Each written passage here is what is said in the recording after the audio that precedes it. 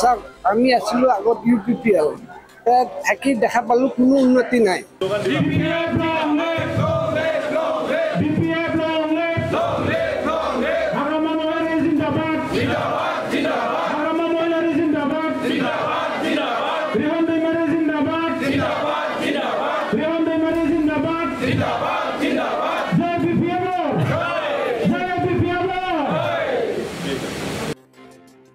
চাওক আমি আছিলো আগত UPPL থাকি দেখা পালো কোনো উন্নতি নাই।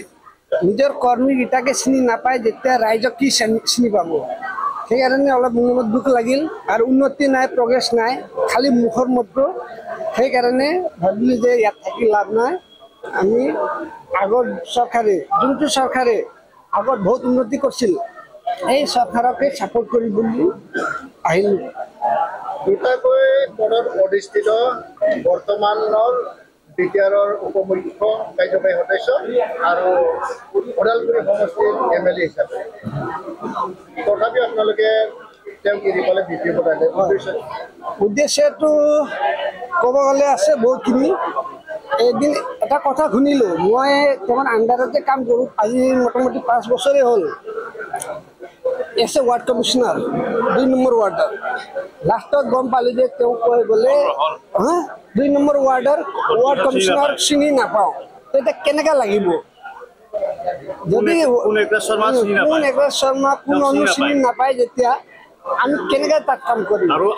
লাগিব মই 1 নম্বৰ ৱাৰ্ডৰ কমিশ্যনাৰ, মই ইমান দিনে কি কাম কৰিছোঁ আমাৰ নিজৰ পাৰ্টিৰ মানুহে আমাৰ ফালে চোৱা নাই, BPL পাৰ্টিৰ মানুহে মোৰ ফালে চোৱা নাই। কিন্তু মোৰ একেজ পাৰ্টি আছিলে আগতে BPL, কিন্তু ৰিয়ন দৈমাৰী ছাৰে কি কৰিছোঁ মই ইমান দিনে তেওঁ মোৰ প্ৰতি লক্ষ্য ৰাখিছিলে, যাৰ কাৰণে তেওঁ মোক ৱেলকাম কৰিছে, মাতিছে। মই সেইকাৰণে আহিব লগা বাধ্য হৈছোঁ।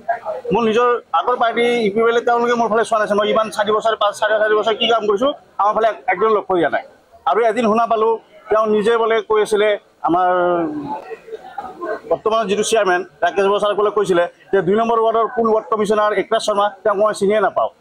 কিমান দূৰ সত্য কি এইবিলাক আমি নাজানো, কিন্তু এইটো আমাক চেয়াৰমেনে কোৱা কথা আছিলে। কিন্তু এইবিলাক শুনি অলপ নিজৰ মনটো বেয়া লাগিলে, যাৰ কাৰণে আমি ৰিয়ন ছাৰৰ তাতে আহিবলগীয়া আমি বাধ্য হ'লোঁ।